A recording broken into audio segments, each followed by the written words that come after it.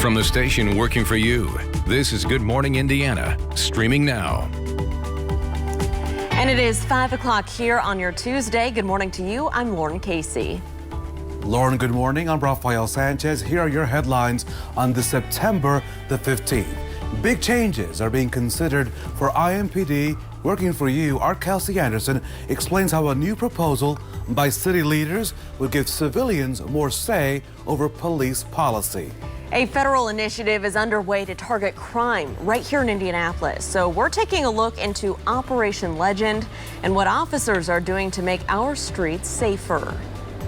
And a warning from the Better Business Bureau about yard signs that are popping up around Indianapolis. Have you seen them? We're getting answers about signs claiming that Picasso paintings and fancy cars are up for sale. We'll tell you what's behind that sign. Welcome into Good Morning Indiana on this Tuesday. Lauren, it's great to see you. For me, Lauren, this morning, it feels like a Friday. I feel more awake today than yesterday. So already, yes, Lauren and Todd, it's feeling good. We're off to a great start. And Rafael, I don't know if you've stepped outside yet, but it feels pretty good outside. Yeah, it's pretty nice out there, a little cool, which no complaints. So Todd, what can folks expect as they head out to work, maybe the school bus stop this morning? Yeah, you know, probably a light jacket's needed for a couple hours here this morning, especially if you're going to be outside for an extended period of time. If you're just running to the garage and the car out in front of your house, you should be just fine. Sunglasses will be needed. And that light jacket, you do not need the umbrella. You could always put sunscreen on. Even this time of year, the sun is still fairly strong, but we'll kind of have a hazy looking sky today, not from clouds or humidity, but from the smoke from the wildfires out west drifting through central Indiana. Look at the temperatures statewide here this morning. 54 in Muncie, 53 in Peru. Bloomington's at 59 degrees, so most people are within a couple degrees of each other. With the clear skies, we're all in the same air mass. Here is Sally down in the Gulf of Mexico. This is going to just slowly move to the north and then make a pretty hard right-hand turn towards Atlanta, so it doesn't look like it'll impact our weather all that much here in the coming days. Today, I mentioned the haze. Other than that, no clouds in the forecast for the day today. Sunny skies, 65 degrees by the noon hour with high temperatures today, just like yesterday, Lauren, topping off in the mid to upper 70s. All right, Todd, thanks so much. Let's get a look at traffic right now. As you're heading out on the roads, here's a look in the downtown area at I-65, a view near St. Clair Street, where traffic's moving along smoothly northbound and southbound. Just want to remind you about some road closures we have in the downtown area. Maybe you're heading back to work after being home for a while. Market Street is closed between Delaware and Alabama for an infrastructure project.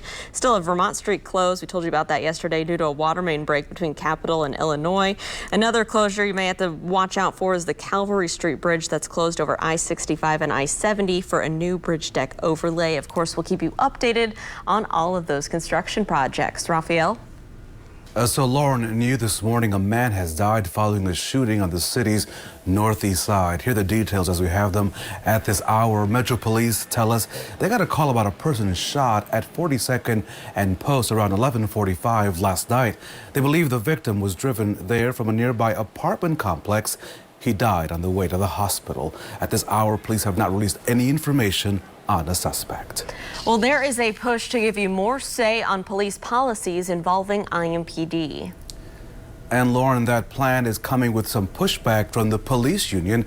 WRTV's Kelsey Anderson breaks down what this proposal means for you. Kelsey, good morning.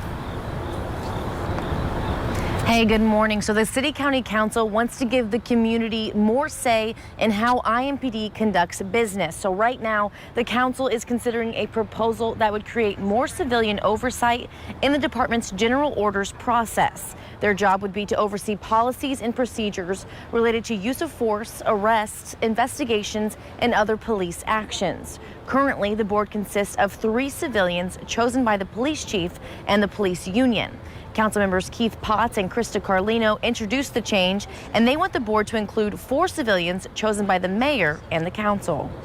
The purpose is to make sure that there are voices of the public at the table, and that those voices are not just strictly those of law enforcement, but also your run-of-the-mill everyday person, and also those who are highly interested in the welfare of the citizens, from whether it be psychological perspectives or physical safety, mental health, addiction, and so on. And delivered this day to the clerk of the City County Council. So following that meeting, the leader of the Fraternal Order of Police, Rick Snyder, criticized the proposed changes. He says while the union welcomes more civilian engagement, it is concerning that some individual counselors want to strip the legal authority of the chief of police to establish policy for the IMPD. Snyder also says the plan leaves the policies of the police department up to a politically appointed group, thereby allowing elected officials to bypass their responsibilities for the safety of our community.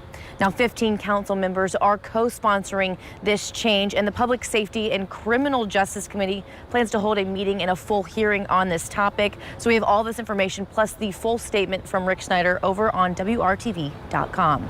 Reporting live, Kelsey Anderson, WRTV. Kelsey, thank you. The time now is 5:06. This morning, 87 guns are off the streets of Indianapolis. It's all thanks to a federal initiative that's been working to address violent crime in the city. Operation Legend has been working here in Indianapolis since back on August 15th. Officials say in the past 29 days, the operation has led to the seizure of more than $1 million in drug money, more than 500 grams of heroin, and the arrests of 31 violent fugitives. The U.S. Attorney for Southern Indiana says that the initiative does not end with law enforcement. When people are shooting at each other, it's tough to implement, certain programs to help with employment or mental illness or housing or education. If you get people to stop shooting at each other, then those things that address the root causes of the crime can begin to take root. U.S. Attorney Josh Minkler there says that his main priority is curbing shootings and homicides. They will continue this operation for 16 more days. Lauren, now to the latest on the COVID-19 outbreak right here in our state. The State Department of Health now confirming 755 new cases of COVID-19. That brings the total amount to 106,540. The 2 new deaths were also reported. 3,215 deaths have now been confirmed since the pandemic began. More than 1.2 million Hoosiers have been tested for the virus. About 8.5% of those have come back positive. The state's Supreme Court Chief Justice has tested positive for COVID-19. Justice Loretta Rush tested positive on Sunday after a family member was diagnosed with the virus as well. She immediately self-isolated and has been working remotely since the beginning of the month. The Indiana Supreme Court is still open with safety precautions as always. The time right now is 5:08. Working for you now, a warning about a potential scam that's happening in our area related to these signs. You may have seen them. They've been spotted all around Indianapolis advertising something called a forced auction. That's when property is sold involuntarily because of a court order or tax lien. But these signs claim you can buy things like Rolexes and Picasso paintings. The number and the address, they're not local. After seeing the signs, WRTV reached out to the Better Business Bureau. Just be very careful on any information you give. I wouldn't be paying anybody any money up front before I really understood what was going on here. It's a numbers game with them, and they know that, if they get enough people to see it, like you said, there may be that 1 or 2 people who fall for it, and at that point, they probably made money. So one helpful resource from the Better Business Bureau, it's called a scam tracker on their website. It shows you exactly where, when, and what kind of scams have been reported in your community. So plans to expand a downtown landmark are now moving forward. The City County Council has passed a proposal to renovate the Indiana Convention Center. That project includes a 50,000 square foot ballroom, additional meeting space, and common facilities. Mayor Joe Hogsett released a statement saying the expansion marks a major milestone for the future of downtown that he says will create thousands of construction and hospitality jobs. Well, our Hiring Hoosiers initiative aims to connect you with new job opportunities. Today, you can apply for a winter job with the Indiana Department of Transportation. The department is hosting a statewide hiring event from 10 until 3. Winter seasonal jobs run from November through March. The candidates must have a valid driver's license and commercial driver's license. For exact locations and to register, just go to hiringhoosiers.com. FedEx is also getting ready to hire thousands of workers for the holiday season. The delivery company announced it plans to hire 70,000 workers this year. A majority will be seasonal employees. FedEx expects an increase in packages moving through its facilities leading up to the holidays. The company also says it will be increasing its shipping rates in January of 2021. Here's someone who's always delivering and on time. Our Todd Clausen standing by with your local forecast. Good morning, TK. Hey, Raphael, good morning to you. Hopefully the buses are on time as well here coming across central Indiana this morning. There should be no weather-related issues whatsoever this morning. Grab the light jacket for the kids as they head off to school with temperatures on average that are in the mid-50s here this morning. As the kids come home from school, though, no big issues. Mid-70s, skies will be mostly sunny. The humidity is low once again today, so you could head out and let them play in the yard, burn off some energy after school. Now, tomorrow the temperatures will take a bit of a jump upward above 80 degrees, but look what happens with the passage of a cold front Wednesday into Thursday. Once we get to Thursday, then all the way through the weekend, our temperatures are going to be running well below normal. In fact, on Friday and Saturday, temperatures may struggle to get to the 70-degree mark and stay in the 60s. We're getting our first big push of fall-like air that's going to come in for the weekend. We'll talk more about it coming up in your 7-day planning forecast in just a few minutes. All right, Todd, thanks so much. So a venue in Nevada being fined thousands of dollars after hosting a Trump rally. Coming up, the COVID violations they're facing and why the owner is standing by that event. And bracing for impact, states along the Gulf making last-minute preparations before Hurricane Sally is set to make landfall later this morning.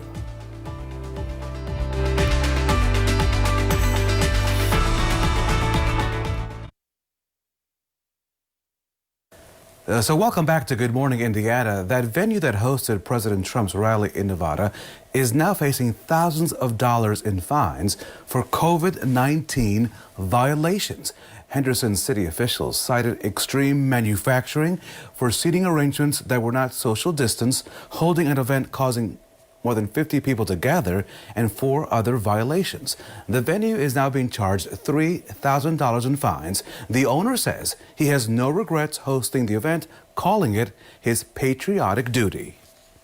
My goal was to continue the great American traditions of the right to assemble and to free speech. The Trump campaign says everyone was temperature checked before entering that rally. Masks were recommended, but not required. Well, Joe Biden is heading to Florida today in hopes of appealing to more Hispanic voters. It will be his first trip to the president's home state since becoming the Democratic nominee. Biden plans to hold a veteran roundtable in Tampa and then head to an event near Orlando marking Hispanic Heritage Month. The Hispanic community makes up a fifth of the eligible voters in Florida. Now to the Gulf Coast. Hurricane Sally is gaining strength. It's expected to drop nearly 2 feet of rain tonight on Mississippi, Louisiana, and Alabama. And Lauren, this is only the second time in recorded history that 5 tropical cyclones are churning in the Atlantic at the same time. ABC's Mona Kozar-Abdi has the latest. This morning, Hurricane Sally intensifying as it heads towards the Gulf Coast. A new look from above showing an explosion of lightning inside the hurricane as the sun set last night. The storm expected to make landfall late tonight along the Mississippi-Alabama border as a Category 2 hurricane. Forecasters expect the hurricane to then stall, dropping more than 20 inches of rain with a life-threatening storm surge. If this one hits the coast at a Cat 2, I'm thinking we're going to have at least 6 to 7 foot of water where we standing at. This morning, water already spilling onto roads and docks in coastal Mississippi. And this video showing the water levels rising in St. Bernard Parish, Louisiana, well before Sally's arrival. A hurricane warning remains in effect overnight in New Orleans, where Sally could pose the latest test for pumps used in the low-lying city. ABC's Elvin Lopez is there. Here in New Orleans, some of the businesses closed and boarded up, others lined with sandbags, preparing for what Sally might bring. As the warm waters of the Gulf of Mexico fuel the hurricane, officials are warning of prolonged impacts, possibly bringing dangerous storm surge and flash flooding for days. The slowing of the storm, that is concerning. The longer and it stays out in the Gulf of Mexico, the more and higher the likelihood is that it continues to grow. Mona Kosar-Abdi, ABC News, New York. All right, and Sally has weakened just a little bit. The winds were sustained at 90 miles per hour a little earlier, now down to 85 miles per hour as it's slowly making its way towards the U.S. coastline. Expected to make landfall now, not so much near New Orleans, but right on the Alabama-Mississippi border. So it shifted a little further off towards the east, so that's good news for New Orleans. Still obviously going to get some of that storm surge there. Expected to make its way up through parts of Alabama and then towards Atlanta as we get towards the end of the week, but it should stay to our south. So a Category 1 storm, you'll get some storm surge and you'll also get some heavy rainfall. But as far as the winds go, obviously with a Category 1, not nearly as strong as what we saw with Laura in western Louisiana as we went in a couple weeks ago or about a month ago. So the good news is it's a weaker storm. The bad news is still going to do quite a bit of damage. 57, partly cloudy skies at the airport here in Indianapolis. Winds out of the east at 8 miles per hour. Humidity very low this morning. It's really, really comfortable as you walk out the door. 59 is the current temperature in Bloomington, 52 in Richmond, 53 as you work your way from Tipton up into the Peru area. Today, almost a carbon copy of yesterday. The only difference is this morning temperatures are running a little bit cooler than they were. It's really a non-factor though, because once the sun comes up, we'll warm a little quicker throughout the day. Today, 62 degrees by 10 a.m. Your noontime temperature will be right around 69 by 2 p.m. up to 74 degrees. And then high temperatures today ranging anywhere from 75 to 80 degrees across the area, putting us close to normal. Our normal high is 79 this time of year, 78 depending where you live. So we're in pretty good shape. Your satellite radar picture, nice and quiet here this morning. High pressure is firmly in control across the area. High pressure will slowly shift off towards the east as we work our way into the day tomorrow. And that's going to allow the winds to turn a little more southerly. And that's going to bring in some slightly warmer temperatures just briefly for the day tomorrow. This evening, sunset 7:53. Temperatures falling from the 70s into the 60s. Then overnight tonight, some 40s possible in outlying areas in Peru as well as Richmond, very close in Muncie as well as Lafayette. Running a little bit warmer in the city with a low temperature of 53 degrees. Tomorrow, not only does the temperature come up, there's probably a little more in the way of cloud cover as, well, just call it partly cloudy skies for the day tomorrow. But as you take a look at your 7-day planning forecast, as we go throughout the course of the next couple days, a big cool down's heading our way. Highs barely to 70 degrees on Friday and Saturday with low temperatures, Lauren, in the 40s. All right, Todd, thanks so much. Let's take a look at traffic as you're heading out on the roads this Tuesday morning. This is I-465, a view near Man Road, where you can see traffic is picking up both eastbound and westbound, traveling smoothly. No crashes around the metro area to slow down your commute at this early hour. Raphael? So, Lauren, the Salvation Army is on a mission to rescue Christmas this year. The agency just announcing that it's starting its holiday fundraising earlier than usual because, of course, the issue with the pandemic. The Salvation Army says with retailers closing, fewer people in stores, and even fewer people carrying change, the pandemic is really putting the iconic Red Kettle campaign at risk this year. And more people, as you can imagine, will need the help. We've done some research and estimate that it could be up to 155% more people applying for assistance this Christmas than in years past. So the need is increased. The opportunities for fundraising are probably going to decrease. We're anticipating that it's not going to be the same. So the main idea here is to let the public know you can count on the Salvation Army. We're going to be there, but we need your extra help. So here's a call to action. Here's how to connect with this campaign. You can donate in many ways from the comfort of your own home. That includes through Amazon Alexa, or you can text Hoosier to 24365. For more ways to give or volunteer, go to our website, WRTV.com, as well as clicking on to the story. Well, Aldi is getting ready for the holidays with new versions of its popular advent calendars. Remember those? The discount grocery store chain announced it will start selling more than 20 different kinds on November 4th.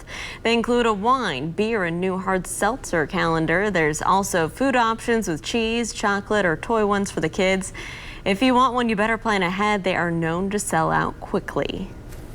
So, Lauren, one of the benefits of working from home, I can take a nap on the couch between commercials, but a nap by the pool turned into a really a weird close encounter for this homeowner, a man's wild wake-up call caught on camera after the break. You're watching Good Morning Indiana on this Tuesday morning.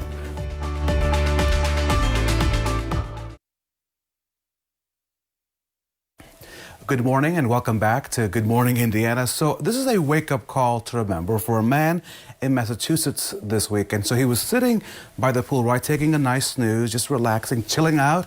And then take a look at what happens. You see, Matt Beat was sleeping on a beach chair when a bear walked right up into his backyard. The gate was left open, so the bear thought, why not? Let me just come on in. He walks over to the water before sniffing Matt's foot, nudging him awake. Now, Matt woke up surprised, and so was the bear, who took off. He took his phone, that's the man, out to catch the close encounter, and then you can see the bear peek out again before running away for good. Now that seems to be like a cute bear, so Todd, I'm not worried about baby bear. I'm more worried about mama and papa bear who could be hungry behind those trees. I would have just run inside instead of taking pictures. That's just my thing. I don't know. I probably would not have been in that chair very long after I woke up and saw what was lingering. That is for sure. As soon as that bear was spooked, I'd be out the other direction as quick as possible. So, all right. Thankfully, it was all right. All right, outside right now, it's pretty comfortable. We're in the 50s, and we'll be in the 50s through about 9 a.m. So light jackets needed this morning as you get going, but plenty of sunshine in the forecast for the day today. Just like yesterday, and as we transition into the afternoon hours, temperatures will be climbing into the mid to upper 70s. The one thing you will notice, just like yesterday, is that haze. That's not the humidity.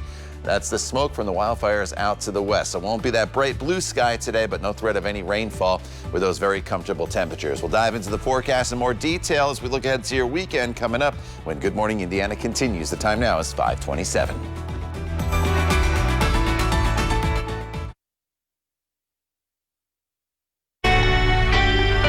From the station working for you, this is Good Morning Indiana, streaming now.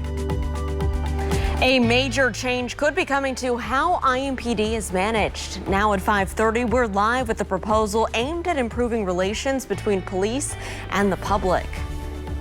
Plus, a Greenfield officer jumps into action when he sees a fiery crash. This morning, see the life-saving video from his perspective. Can't wait to give a shout out to this hero and show you more of this amazing video. But before we get to that, Raphael, we want to wish everyone a good morning here at 5:30. Thanks for joining our team on Good Morning Indiana. And it is a great day out there. Raphael, have you stepped outside yet? Of course, between every commercial, I just walk outside and think, what could I be doing right now if not working? I could be taking a walk or be on my bike, Todd Clausen.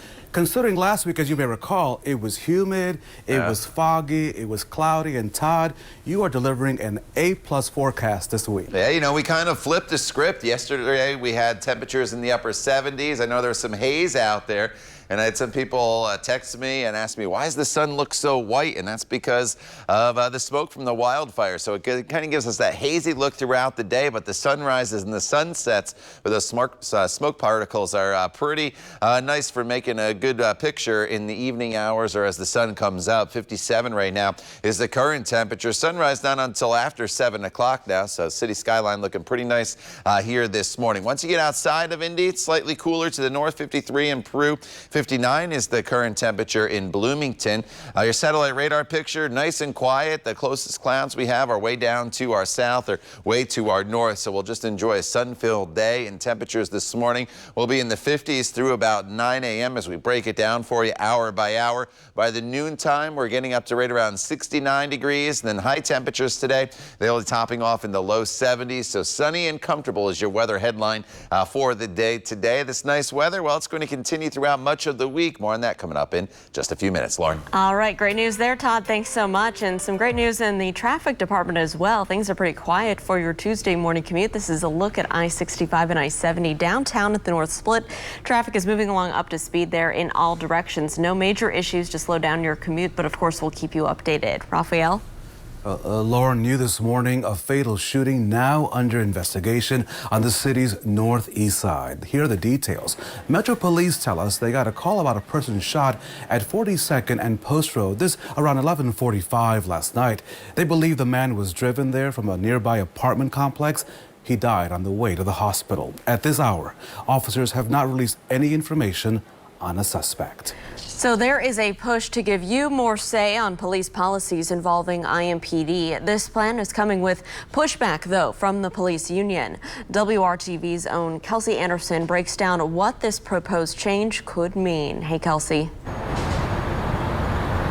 Hey, good morning. So what this change means is that the community could possibly have more say on the workings of IMPD. So right now, there is a board consisting of 3 civilians chosen by the police chief and the police union. Now, their job is to oversee policies and procedures related to use of force, arrests, investigations, and other police actions.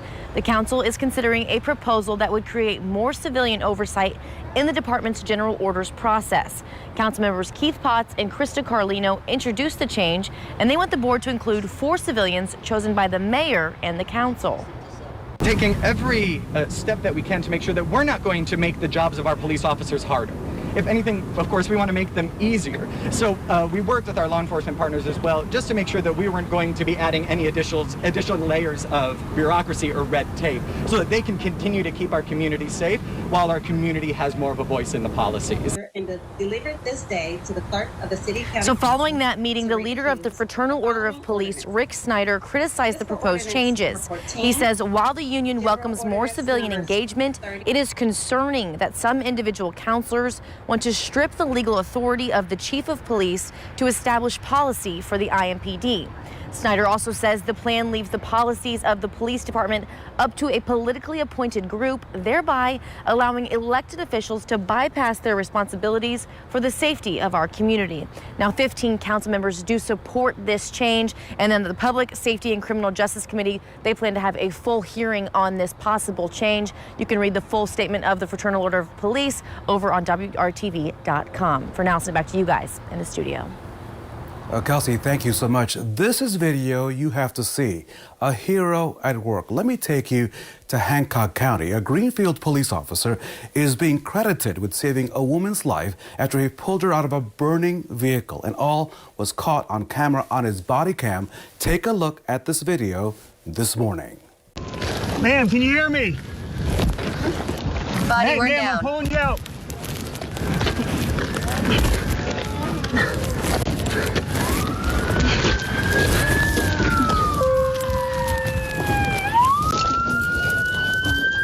Hey, watch this ankle. It's half and half. Come on, come on. Is there another one? No. Looks like it was just her. I didn't see anybody else. Greenfield police officers say that Officer Blake Krull pulled up to the scene. He noticed a vehicle flipped upside down and on fire, and so he quickly ran up and found a woman trapped inside. Footage from Krull's body-worn camera shows him pulling the injured woman to safety through a side window just before parts of the engine began exploding. Krull was then joined by other officers who helped carry the woman to safety. That is the video to watch. A big thank you to that officer. Yes, at the right place at the right time. We're so thankful for their efforts there. I want to take a turn now to the latest on the coronavirus pandemic and its continued impact here on Hoosier lives. 755 new cases of the virus have been reported to state health officials. That brings the total number of positive COVID-19 cases in Indiana to 106,540. State health officials also report 2 additional deaths related to the virus. Since the pandemic began, 3,215 Hoosiers have died with COVID-19. 1,247,293 people in Indiana have been tested for the coronavirus so far. 8.5% of those tests have come back positive. And the state remains in good shape when it comes to hospital preparedness. 41.6% of Indiana's ICU beds are still available. COVID-19 patients are using about 10% of the beds. Non-COVID patients are using 48% of the beds. Nearly 81% of the state's ventilators are also available. So, Lauren, let's stay on this critical issue because there's some promising news this morning from Eli Lilly. The company says one of its drugs has the potential, right, to be a treatment for hospitalized COVID-19 patients. Lilly has been studying baricitinib as part of a trial sponsored by the U.S. National Institute of Allergy and Infectious Diseases. The drug is an anti-inflammatory commonly used to treat rheumatoid arthritis. Now, studies show the drug combined with the drug remdesivir shortened a person's hospital stay by 1 day. Lilly plans to discuss a potential emergency use authorization for the drug with the Food and Drug Administration. Lauren? Rafael, the time is 5:38. Several Indiana colleges and universities are high on the U.S. News and World Report's 2021 Best College Rankings list. Butler was named Best University in the Midwest for the third straight year. It also topped the list of most innovative schools. In national rankings, Notre Dame finished highest of all Indiana schools. It was named the 19th best university in the country and the 26th best value in the country. Purdue tied for 17th best public school in the nation. IU placed 31st. Rose-Hulman Institute of Technology was named #1 overall for engineering colleges focused on bachelor's and master's level education. Congratulations. To all of those schools, you can see an iconic movie while also helping to preserve an Indiana landmark. The Indiana Broadcasters Association hosting a screening of the movie Hoosiers at the Tibbs Drive-In Theater. 100% of the ticket sales will go to support Knightstown, Indiana's Hoosier Gym. COVID-19 has hit the gym hard, and it needs help to get through this pandemic. The screening is Thursday at 8:30 p.m. It costs $11 per person. We have a link for you to buy tickets. Just click on this story on our website, on WRTV.com. And Todd, if the weather stays as good as it is now, it'd be perfect for a date night.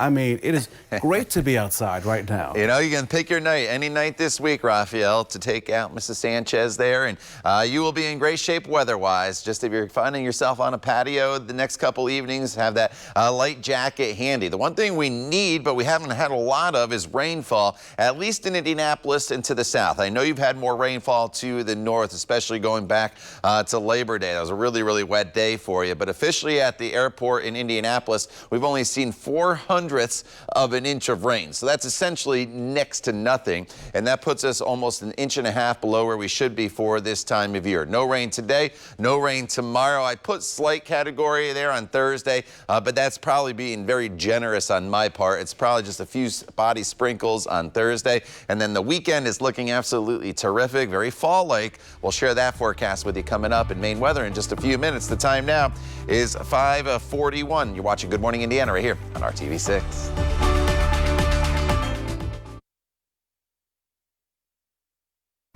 Welcome back. This morning, the Rochester, New York police chief is out of a job over the handling of the death of Daniel Prude. The 41-year-old died in police custody after his family called for help back in March. Video released by Prude's family showed officers using a mesh hood and pinning him to the pavement. The footage also raised questions about a possible cover-up, and it sparked protests across the country. On Monday, Rochester Mayor Lovely Warren fired Chief LaRon Singletary. She also called on the U.S. Attorney General's office to investigate whether Prude's civil rights were violated. This morning, the wife of Secretary of State Mike Pompeo is being accused of potentially misusing taxpayer resources. A source familiar with the investigation says that Susan Pompeo had a State Department staffer help send her family's personal Christmas cards. Tony Porter had testified before the House Foreign Affairs Committee last month that she assisted with the cards and felt uncomfortable with the task. The testimony was part of an investigation into Pompeo's ousting of the State Department's Inspector General Steve Linick in May. Pompeo has reportedly denied that Linick's firing was retaliation, and he maintains that he and his wife have acted properly and obeyed the law. It is 5:45 now to the fire disaster out on the West Coast. More than 3 million acres have burned so far this year. That's nearly 30 times more than just last year, and we still have 2 more months of fire season left to go. ABC's Megan Tarverzian reports that one doctor says breathing the air near San Francisco right now is like smoking 8 cigarettes. This morning, a brief respite for firefighters in the West. Cooler conditions giving crews a chance to make headway as they battle dozens of wildfires. In Oregon, nearly 24 people are missing after fires destroyed entire towns. It's ashy and smoky everywhere. Portland's air quality now the worst in the world. Officials warning no one should be outside. And in California, apocalyptic scenes as residents make their way back into hard-hit areas. I've not seen a structure standing. President Trump visiting Monday, insisting wildfires could be controlled if states did a better job managing the forests. When you have years of leaves, dried leaves on the ground, it just sets it up. It's really a fuel for a fire. Washington's governor slamming those comments. What a bunch of ignorance. You know, and for the president to try to tell us we're not managing our forests, I don't think he could find which end of an axe to hold or pitch a tent without an instructional manual. But California's governor trying to find a middle ground. I think there's an area of at least commonality on vegetation, forest management. While emphasizing that the state just saw its hottest August ever. The science is in and observed evidence is self-evident that climate change is real.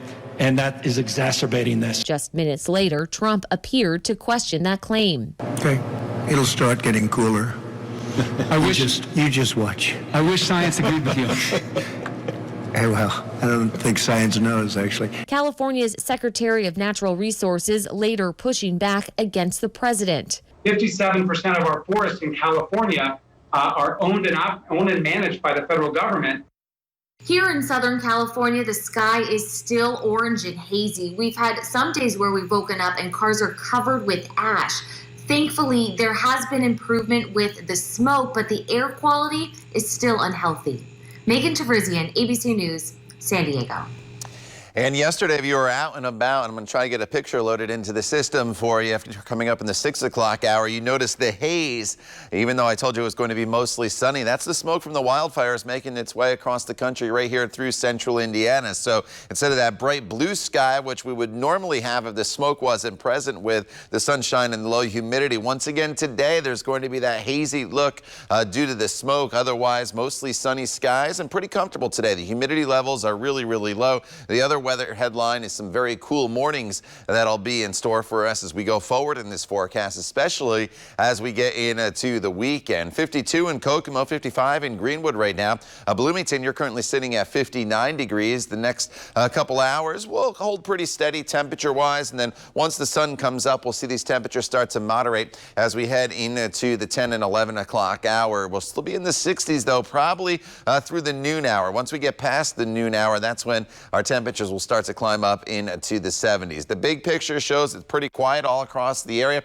High pressure is firmly in control. That high will slowly start to slip off towards the east as we work our way into the day tomorrow, and that's going to allow the temperatures to come up a couple degrees from where they will be today. So today we're still in the mid-70s, 75 in Kokomo, as well as Logansport, Frankfort currently at 76 degrees, and in around the metro area, highs will be right around 78 in Indy, 79 in Martinsville, Newcastle at 75 degrees, and then high temperatures to the south, very similar, 80 in Spencer, 78, the high temperature today expected in the Bedford area. And essentially, all we have to focus on is the temperatures today because the sky cover is not going to change. It's going to be clear minus the smoke haze that we have out there. Temperatures this evening, if you have plans, falling into the 60s pretty quickly once the sun sets across the area. Then overnight tonight, down to 53 degrees with a mostly clear sky, so it's another cool, comfortable overnight period for you to turn off the air condition and open up those windows. And then as we work our way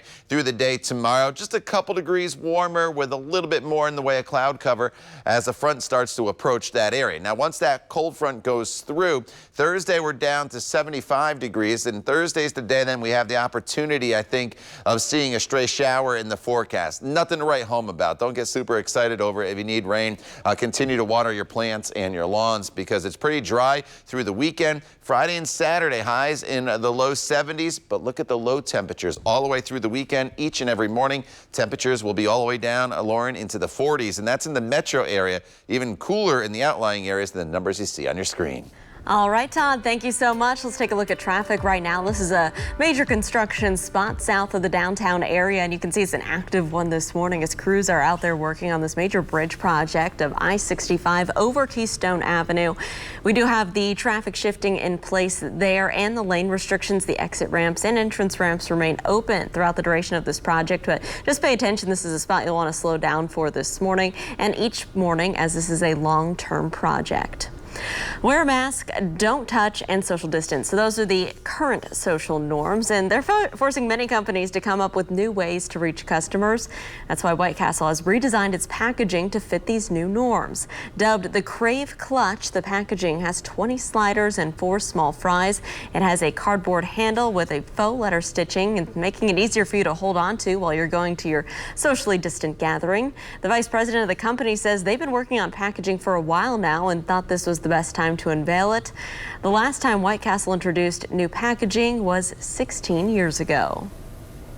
Sounds interesting. And Lauren, when you think of a nice glass of wine, you probably don't think of tacos, I will imagine. No. But Taco Bell wants you to reconsider that thought possibly the next time you go through the drive-thru. Check out their latest creation. This is the Jalapeno Noir.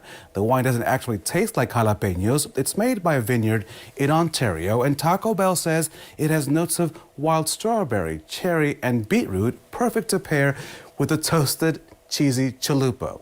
Okay, but if you want to taste it, you're going to have to really make a run for the border to Canada, up I-69, as far it'll take you. The wine is only available for a limited time in Canada or the Canadian website for $19. Good luck with that. Road trip, right? Road trip. A local artist is using his brush to paint a vision for the future. After the break, what he hopes those driving by will now understand. Well, WRTV is teaming up with Indiana Black Expo to host a virtual Hiring Hoosiers Employment Opportunity Fair. It is next Tuesday, September 22nd, starting at noon. A number of companies plan to take part in this, including FedEx, First Merchants Bank, and the Indianapolis Airport Authority. For more information, you can go to indianablackexpo.com. The time right now is 5:53. We'll be right back.